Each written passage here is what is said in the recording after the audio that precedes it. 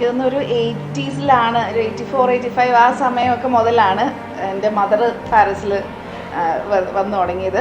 അപ്പം അന്ന് മുതലേ പറയുന്ന ഒരു കാര്യമുണ്ട്, പാരീസിലെ ബ്ലൗസ് ഇട്ട് കഴിഞ്ഞാൽ, അന്നൊക്കെ ബ്ലൗസ് സ്റ്റിച്ച് ചെയ്യാനാണ്, പാരീസിലെ ബ്ലൗസ് ഇട്ട് കഴിഞ്ഞാൽ പിന്നെ വേറെ എവിടെയും തയ്ച്ചു കഴിഞ്ഞാൽ നമുക്കൊരു തൃപ്തി വരത്തില്ല എന്നുള്ളത്.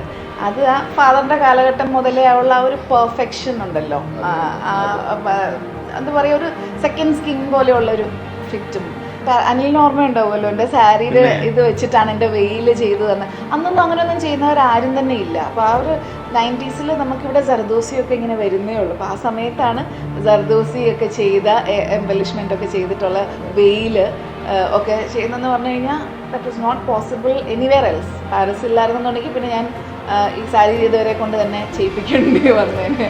നമ്മളുടെ ഒരു എന്താ പറയുക സാറ്റിസ്ഫാക്ഷൻ അനുസരിച്ചുള്ള സംഗതി കിട്ടണമെന്നുണ്ടെങ്കിൽ എവിടെയൊക്കെ പോയാലും ഫൈനലി അവിടെ വന്നേ കിട്ടത്തുള്ളൂ എന്നുള്ളത് നമുക്കറിയാം. അത്രയും ഒരു കോൺഫിഡൻസ് ആയി. എനിക്ക് തോന്നുന്നു ഞാൻ നിങ്ങളുടെ ആ ഒരു ജേർണിയിൽ, ആ ഒരു ഗ്രോത്തിൽ വെരി മച്ച് കൂടെ ഉണ്ടായിരുന്നു അല്ലേ. പലതും ഓരോ സ്റ്റെപ്പ് ബൈ സ്റ്റെപ്പ് ഓരോന്ന് തുടങ്ങുമ്പോഴും. അപ്പോൾ ഞങ്ങൾക്ക് ഇപ്പോഴും ഒരു ഇതുണ്ട് കേട്ടോ, നിങ്ങൾ മെഷർമെന്റ് എടുത്ത് നിങ്ങൾ കട്ട് ചെയ്യുമ്പോൾ ഉണ്ടാവുന്ന ഒരു പെർഫെക്ഷൻ ഉണ്ടല്ലോ, അതിപ്പോഴും ഒരു നൊസ്റ്റാൾജിയാണ്. ഇപ്പം അത് പോസിബിൾ അല്ല, നമുക്ക് ഇത്രയും കൂടുതൽ ഓർഡേഴ്സും കാര്യങ്ങളൊക്കെ വരുമ്പോൾ അത് പോസിബിൾ അല്ല, അത് നമുക്ക് മനസ്സിലാക്കാവുന്ന കാര്യമാണ്. പക്ഷെ ഇപ്പോഴും അത് ആ ഒരു ഇതിൻ്റെ എന്താ പറയുക നൊസ്റ്റാൾജിയയിൽ ജീവിക്കുന്ന ആൾക്കാരാണ് ഞങ്ങളൊക്കെ. അതിൻ്റെ ആ ഒരു പെർഫെക്ഷനും കാര്യങ്ങളൊക്കെ ഞാൻ തന്നെ ഇപ്പം നമ്മുടെ വീട്ടിലുള്ള എത്രയോ ബ്രൈഡ്സിൻ്റെ ഇതും അല്ലെങ്കിൽ എൻ്റെ ക്ലയൻസിൻ്റെ ആണെങ്കിലും ബ്രൈഡ്സിൻ്റെ ഒക്കെ ചെയ്യാനായിട്ട് കൊണ്ടുവരുമ്പോഴേക്കും അന്ന് ജമാൽ ആ കുട്ടിക്ക് വേണ്ടി ചെയ്ത ബ്ലൗസൊക്കെ ഒരു ദാറ്റ് വാസ് റിയലി സ്പെഷ്യൽ.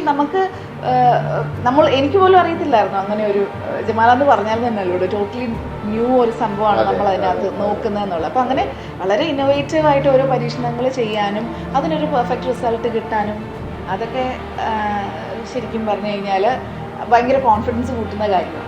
ഇപ്പം തന്നെ അങ്കിൾ വരുന്നുണ്ട് US നിന്ന്. അങ്കിളിന് ഇങ്ങനെ ഒന്ന് രണ്ട് ഡിസൈൻ അനലിനോട് കഴിഞ്ഞ ദിവസം പറയുമായിരുന്നു, പക്ഷെ വയറുണ്ട്, അപ്പം നല്ല കസ്റ്റം ഫിറ്റ് കിട്ടണം, സൂട്ട് ചെയ്യണം. അപ്പം ഞാനും പറഞ്ഞു, ഹസ്ബൻഡും പറഞ്ഞു, വേറെ ഒന്നും നോക്കണ്ട, ഏഞ്ചലോട്ട് പോയാൽ മതി. പിന്നെ പാരീസ് എന്ന് പറയുമ്പോഴത്തേക്കിന് കണ്ണും അടച്ച് നമുക്ക് ഒരു സർട്ടൺ സ്റ്റാൻഡേർഡ് അവരതിൻ്റെ താഴോട്ട് പോകത്തില്ല എന്നുള്ളൊരു എനിക്ക് തോന്നുന്നത് അതാണ് നിങ്ങളുടെ ആ ഒരു USP. You will not compromise on the quality. ഞങ്ങളെ സംബന്ധിച്ച് പറയുമ്പോൾ ഞങ്ങൾക്ക് ഇത്രയും വർഷത്തെ ഒരു എക്സ്പീരിയൻസ്, ഒരു ഫാബ്രിക് ചൂസ് ചെയ്യാനാണെങ്കിലും അതിൽ ബന്ധപ്പെട്ട നമ്മൾ റോ മെറ്റീരിയൽസ് ഇപ്പോൾ ഈ ബീഡ്സ് പറഞ്ഞില്ലേ, ബീഡ്സ് ആണെങ്കിലും ജംസ് ആണെങ്കിലും നമുക്ക് വേണ്ട ഐറ്റംസ് എന്താണോ അത് ഏറ്റവും ബെസ്റ്റ് ക്വാളിറ്റിയിൽ വാങ്ങിക്കാൻ ശ്രമിക്കാറുണ്ട്. ഒരു 50 വർഷത്തിന് മുകളിലായിട്ടുള്ള കസ്റ്റമറാണ്. അതെ അതെ.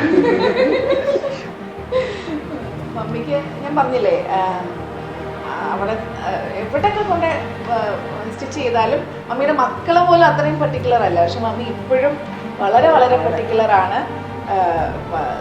ഇടുന്നെങ്കിൽ പാരീസ് സ്റ്റിച്ച് ചെയ്തിട്ടേ ഇടുന്നുള്ളൂ എന്നുള്ള ആ ഒരു ഇത്.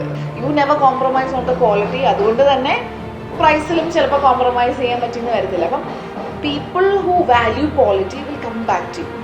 അതല്ലാത്തവർ ഒരു പ്രാവശ്യം വന്നിട്ട് പോകുമായിരിക്കാം, അയ്യോ പ്രൈസ് കൂടുതലാണ്, അല്ലെങ്കിൽ ഞാൻ നേരത്തെ പറഞ്ഞ പോലെ ഇതേപോലത്തെ സംഭവം നമുക്ക് വേറെ എവിടെയെങ്കിലും ഇതിനെക്കാട്ടി കുറഞ്ഞ റേറ്റിന് കിട്ടുമെന്ന് പറഞ്ഞുകൊണ്ട് പോകുന്നു. അവർക്ക് അത്രയ്ക്കുള്ള ആ ഒരു അതേക്കുറിച്ചുള്ള നോളജേ ഉള്ളൂ. അതുകൊണ്ടാണ് ഇപ്പം 25 വർഷം മുമ്പ് എനിക്കത് പാകമാവത്തില്ല, എന്നാലും ഞാൻ ഇപ്പോഴും എടുത്തു വെച്ചിട്ടുണ്ട് എൻ്റെ പല ബ്ലൗസുകളും സാധനങ്ങളൊക്കെ ചെയ്തത് ഇപ്പോഴും എടുത്തു വെച്ചിട്ടുണ്ട്. ജസ്റ്റ് ഫോർ ദ എന്താ പറയുക, ഒരു കീപ് സേക്ക് പോലെ വെച്ചിരിക്കുകയാണ്. അതിൻ്റെ ആ ഒരു പെർഫെക്ഷനും എവിടെ ചെന്നാലും, കൊച്ചിയിലെ എവിടെ ഏത് ഷോപ്പിൽ ചെന്നാലും അവിടെ നിൽക്കുന്ന കട്ടറും പാറ്റേൺ മാസ്റ്ററും ടൈലറും ഒക്കെ ഞാൻ പാരീസിൽ നിന്ന് വന്നതാണ് എന്ന് പറയുന്നത് ഒരു പക്ഷേ അവിടുന്ന് ഇറങ്ങുന്ന ഓരോരുത്തരെയും ഹെഡ് ഹണ്ട് ചെയ്ത് കൊണ്ടുപോകാനും ആൾക്കാരുണ്ട്. ബിക്കോസ് അവിടെ ട്രെയിനിങ് കിട്ടിയ ഒരാളാകുമ്പോഴത്തേക്കിനും ആ ഒരു ക്വാളിറ്റി ഉണ്ടാവും എന്നുള്ള ആ ഒരു കോൺഫിഡൻസ് വേറെ ബുട്ടീക്ക് തുടങ്ങുന്നവർക്കും ഉണ്ടാവും.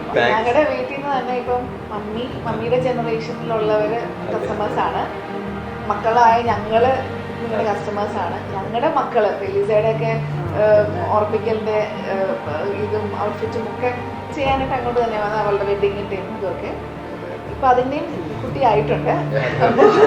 അപ്പൊ ഞങ്ങൾ താമസിയാതെ അവൾക്കും വേണ്ടിയിട്ട് വരുന്നതായിരിക്കും. ഞങ്ങളുടെ കാലഘട്ടത്തിൽ ഉണ്ടായിരുന്ന പല സംഗതികളും അന്ന് ബെസ്റ്റ്, അന്ന് ലിമിറ്റഡ്, അല്ലെങ്കിൽ ഞങ്ങളുടെ പാരൻസിന്റെ കാലഘട്ടത്തിൽ വളരെ ലിമിറ്റഡ് ആയിരുന്നു. അന്നുണ്ടായിരുന്നതിൽ ബെസ്റ്റ് ആയിരിക്കും അവർ ചൂസ് ചെയ്തത്. അതേ ആൾക്കാർ ഞങ്ങളുടെ സമയത്ത് ബെസ്റ്റ് തരണമെന്നില്ല. അപ്പോഴേക്കും അവർ ചിലപ്പോൾ അവിടെ തന്നെ സ്റ്റക്കായിരിക്കും. പക്ഷെ അടുത്ത തലമുറ മുന്നോട്ട് പോകുന്നിരിക്കും. അപ്പം ഇത് ഇന്നവർ ചെയ്യും നന്നായിട്ട്, എൻ്റെ അവരാ ചെയ്തതെന്ന് പറയുമ്പോൾ മക്കളത് അതൊക്കെ പഴയതാണ്, ഞങ്ങൾക്ക് കുറച്ചും കൂടെ ലേറ്റസ്റ്റ് വേണമെന്ന് പറഞ്ഞ് പലയിടത്തോട്ടും പോകും. പക്ഷെ നിങ്ങളുടെ കസ്റ്റമേഴ്സ് പലരും അപ്പോഴും അപ്പോൾ because you going ahead of that, അതുകൊണ്ട് തന്നെയാണ് നിങ്ങളുടെ അടുത്തോട്ട് തന്നെ തിരിച്ചു വരാനായിട്ട്. അപ്പം എന്നും അങ്ങനെ തന്നെ ഒരു പടി മുന്നിലായിട്ട് നിൽക്കട്ടെ. മാം 69-ലാണ് മാരേജ് ചെയ്യുന്നത്. അന്നോട്ട് കസ്റ്റമറാണ്? പിന്നെ അന്നോട്ടതാണ്. അതിന് എൻ്റെ കല്യാണത്തിൻ്റെ ഒക്കെ അവിടെയായിരുന്നു. പിന്നെ എൻ്റെ മോളുടെ കല്യാണം. അതെ, അപ്പം അതിൻ്റെ കുട്ടിയുണ്ട്, അതിൻ്റെ മാമസാലെ അതും